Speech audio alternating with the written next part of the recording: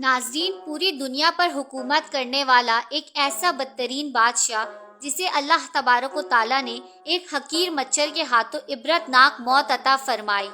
دنیا کی تاریخ میں ایسے بہت سارے بدترین بادشاہ اور فرعون گزرے ہیں جن کو ان کی دولت کے نشے نے مغرور بنا دیا اور وہ خود کو خدا کہلوانے لگے اور خدائی کا جھوٹا دعویٰ کر بیٹھے، اور پھر اللہ تبارک و تعالیٰ نے جو اس کائنات کا حقیقی مالک ہے، اس نے ان جھوٹی خدائی کے دعوے کرنے والوں کو دنیا کے لیے عبرت ناک نشان بنا دیا۔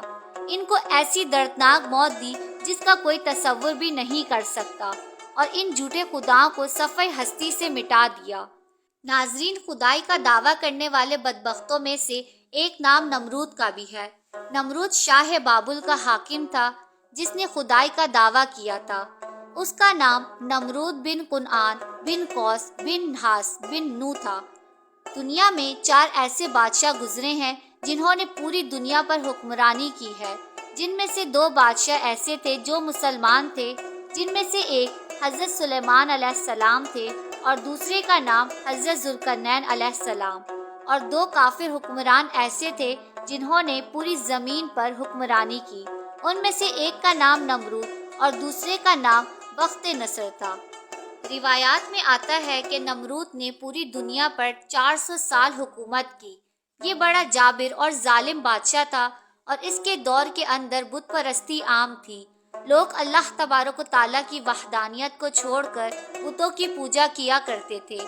اس نمرودی دور کے اندر شرک اس طرح پھیلا ہوا تھا کہ تمام نمرودیوں نے خدا کے طور پر اپنے بہت سارے بت بنائے ہوئے تھے جن کی یہ لوگ پوجا کیا کرتے تھے، اور ادھر نمرود نے بھی خدائی کا دعویٰ کیا ہوا تھا جو کہ لوگوں کو اپنی پوجا کرنے کا حکم دیتا تھا۔ اس بدبخت قوم کی طرف اللہ تبارک و تعالیٰ نے اپنے پیغمبر حضرت ابراہیم علیہ السلام کو بھیجا۔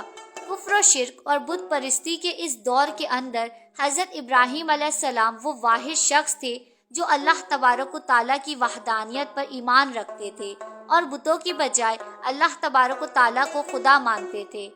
حضرت ابراہیم علیہ السلام نے جب نمرودی قوم کو بتوں کی پوجا کرتے ہوئے دیکھا تو حضرت ابراہیم علیہ السلام نے نمرودیوں کو اللہ تبارک و تعالیٰ کی وحدانیت کی طرف بلایا اور خدا کی عبادت کرنے کا حکم دیا، لیکن نمرودی قوم ایسی بتوں کی پوجا کرتی رہی۔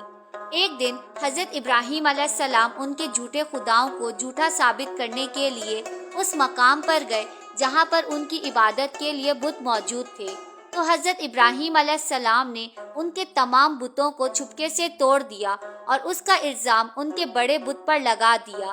نمرودی جب اپنے عبادت خانے میں واپس آئے تو انہوں نے اپنے تمام خداؤں کو ٹوٹا ہوا دیکھا، تو نمرودی جانتے تھے کہ حضرت ابراہیم علیہ السلام ہی وہ واحد شخص ہیں جو بتوں کے خلاف باتیں کرتے ہیں اور بتوں کی بجائے خدا کی عبادت کرنے کا حکم دیتے ہیں۔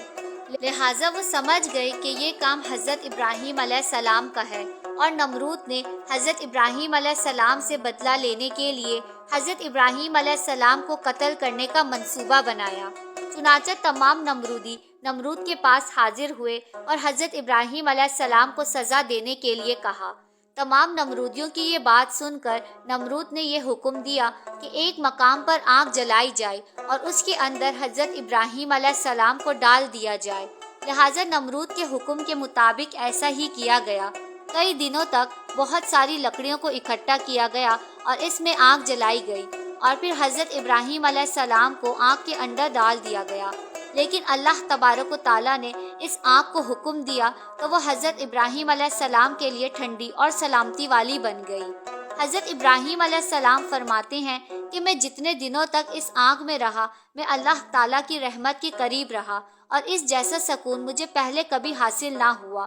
چنانچہ جب حضرت ابراہیم علیہ السلام اس آگ سے باہر تشریف لائے تو اللہ تعالیٰ کے حکم کے مطابق حضرت ابراہیم علیہ السلام نے نمرودیوں کو ایک بار پھر حق کی دعوت دی اور اللہ تبارک و تعالیٰ کی وحدانیت کی طرف بلایا۔ حضرت ابراہیم علیہ السلام نے نمرود کو کافی سمجھایا، لیکن نمرود نے اللہ تبارک و تعالیٰ کی وحدانیت کا انکار کر دیا اور حضرت ابراہیم علیہ السلام کے سامنے خدائی کا دعویٰ کر دیا۔ نمرود نے حضرت ابراہیم علیہ السلام سے پوچھا کہ تیرا رب کون ہے؟ حضرت ابراہیم علیہ السلام نے جواب دیا کہ میرا رب وہ ہے جو زندگی اور موت دیتا ہے۔ اس پر نمرود تکبر سے مسکرایا اور کہنے لگا، یہ تو میں بھی کر سکتا ہوں۔ لہٰذا نمرود نے 2 قیدیوں کو بلایا جنہیں سزائے موت ہو چکی تھی۔ ان میں سے ایک کو آزاد کر دیا اور دوسرے کو پھانسی لگا دی، اور کہنے لگا، دیکھو، ایک کو میں نے زندگی دے دی اور ایک کو میں نے موت دے دی۔ اور نمرود نے حضرت ابراہیم علیہ السلام کو کہا کہ اگر تیرا خدا سچا ہے تو اسے کہہ کہ میرے ساتھ جنگ کرے۔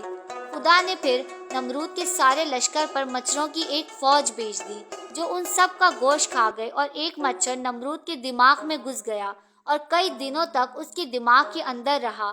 اور جب کوئی بھی نمرود کے محل میں آتا تھا تو نمرود کہتا تھا کہ میرے سر میں جوتے مارو، اور اسے کچھ دیر تک سکون ملتا تھا، اور وہ اپنا سر دیواروں کے ساتھ بھی مارا کرتا تھا۔ خدائی کا دعویٰ کرنے والا نمرود اسی طرح کئی دنوں تک تڑپ تڑپ کر ایک عبرتناک موت مر گیا۔